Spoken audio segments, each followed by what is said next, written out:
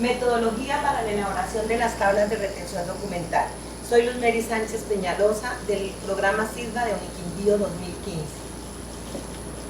¿Qué son las tablas de retención y por qué son importantes? Las tablas de retención son un listado de series y subseries con sus respectivos tipos documentales producidos o recibidos por una entidad administrativa en cumplimiento de sus funciones, a las cuales se les asigna el tiempo de permanencia en cada una de las fases de archivo, es decir, archivo de gestión, archivo central o archivo histórico. La importancia de las tablas de retención documental para la administración radica en que éstas facilitan el manejo de la información, contribuyen a la racionalización de la producción documental, permiten a la administración proporcionar un servicio eficiente y eficaz, facilitan el control y el acceso de los documentos a través de tiempos de retención en ella estipulados, garantizan la selección y conservación de los documentos que tienen carácter de permanente, regulan las transferencias de los documentos en las diferentes fases de archivo y sirven de apoyo para la racionalización de los procesos administrativos. Y desde el punto de vista archivístico podemos decir que éstas permiten el manejo integral de los documentos, facilitan a la organización documental a partir del concepto de archivo total, ayudan a controlar la producción y los trámites documentales, identifican y reflejan las funciones institucionales, integran los procesos archivísticos, permitiendo el manejo racional de los documentos y permiten identificar los documentos denominados de apoyo a la gestión administrativa, es decir, aquellos documentos que carecen de importancia y por lo tanto pueden ser eliminados dentro de los archivos de gestión. ¿Sobre qué marco normativo sustentó o basó su construcción y qué cambios normativos se han dado a esta práctica? La construcción de las tablas de retención documental vemos que tienen su sustento en las siguientes normas. Ley 594 de 2000, mediante la cual se dicta la Ley General de Archivos y se dictan otras disposiciones, en donde en su artículo 3º define a las tablas de retención documental como un listado de series con sus respectivos tipos documentales, a las cuales se les asigna un tiempo de permanencia en cada uno de los ciclos vitales de los documentos. Igualmente, el Acuerdo 042 de 2002 establece los criterios para la organización de archivos de gestión. En su artículo 2 trata de la obligatoriedad que tienen las entidades de realizar la organización de los archivos de gestión conforme a las tablas de retención documental y en concordancia con los manuales de procedimientos y funciones de la respectiva entidad. De otro lado vemos que el Acuerdo 4 de 2013 reglamenta parcialmente los decretos 2578 y 2609 de 2012 y modifica el procedimiento para la elaboración, presentación, evaluación y aprobación e implementación de las tablas de retención y las tablas de valoración documental. Además, la circular 03 de 2015 establece las directrices para la elaboración de las tablas de retención documental con el fin de dar cumplimiento a lo establecido en la Ley 594 de 2000, artículo 24.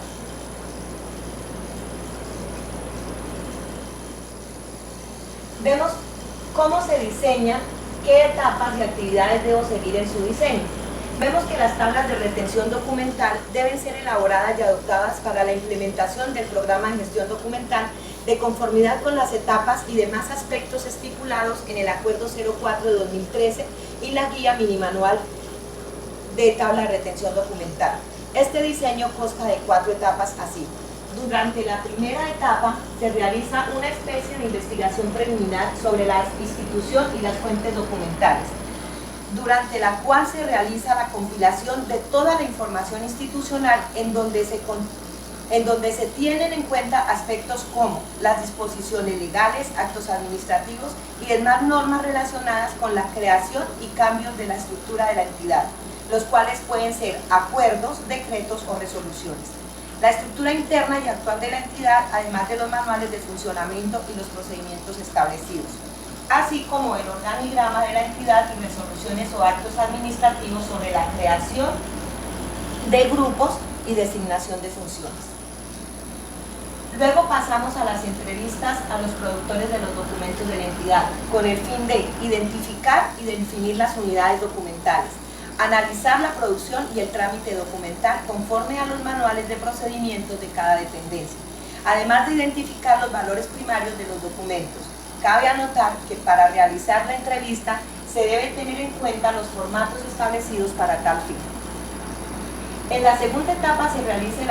el análisis e interpretación de la información recolectada, y es durante esta etapa en que se conforman las series y subseries con sus respectivos tipos documentales, con base en la encuesta de estudio realizada a la unidad documental y el análisis hecho a los manuales de procedimientos. Igualmente se realiza la valoración y selección documental con base en la estructura, en la encuesta de estudio realizada en la unidad documental. Con la valoración documental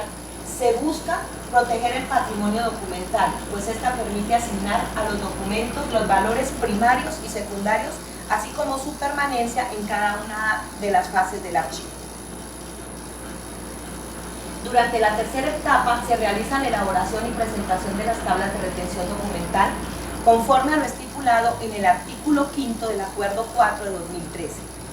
el que dice que tanto las tablas de retención documental como las tablas de valoración documental deberán ser elaboradas teniendo en cuenta las etapas relacionadas en el instructivo para la elaboración de las tablas de retención documental y las tablas de valoración documental, aprobado por el Comité General de la Nación.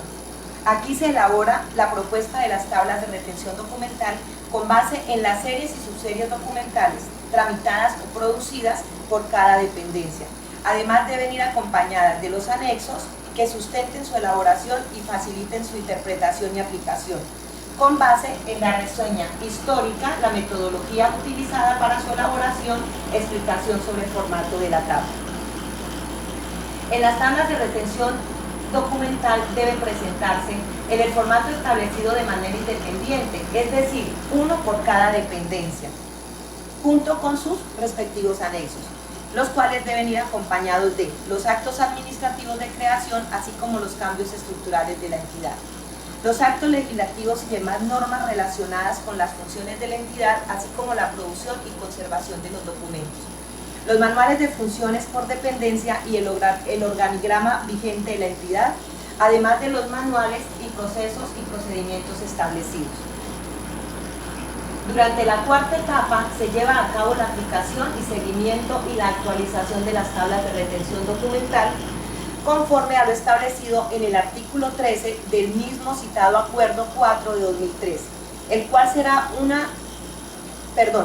reza que una vez aprobadas y convalidadas y cumplido el plazo de que trate el artículo 11 del presente acuerdo, las entidades deberán proceder a la implementación. Si no se ha cumplido este proceso, la entidad podrá ser sujeto de las sanciones de que trate el artículo 35 de la Ley 594 de 2000. Una vez elaboradas y aprobadas las tablas de retención documental, estas deben ser publicadas y además deben ser socializadas a la fecha establecida para su obligatorio cumplimiento. Se debe capacitar a los funcionarios de la entidad sobre el manejo y la aplicación de las tablas de retención y los procedimientos establecidos para la organización de los archivos de gestión de conformidad con las tablas de retención documental de cada dependencia. Igualmente se debe elaborar un cronograma de transferencias primarias, es decir, se deben transferir los documentos de los archivos de gestión al archivo central. Durante esta etapa, igualmente se realiza el seguimiento a la aplicación de las tablas de retención documental, para lo que es necesario realizar auditorías periódicas de seguimiento a cada dependencia productora de documentos para verificar la aplicación de la tabla de retención documental. Y en caso de no evidenciarse su debida aplicabilidad, se tomarán las acciones correctivas, preventivas o de mejora según sea el caso, tal como se evidencia en los formatos anexos. ¿Qué instrumentos empleó para elaborar el diseño de las tablas de retención documental? Para la elaboración de las tablas de retención documental se realizaron encuestas, entrevistas y mesas de trabajo con cada uno de los líderes de proceso y jefes de oficina, junto con su equipo de funcionarios,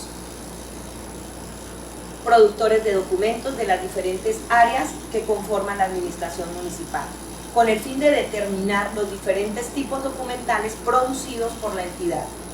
y poder conformar para poder conformar las respectivas series y subseries documentales, al igual que realizar la asignación de valores de cada documento, para la cual se utilizó un formato de encuesta de recolección de información.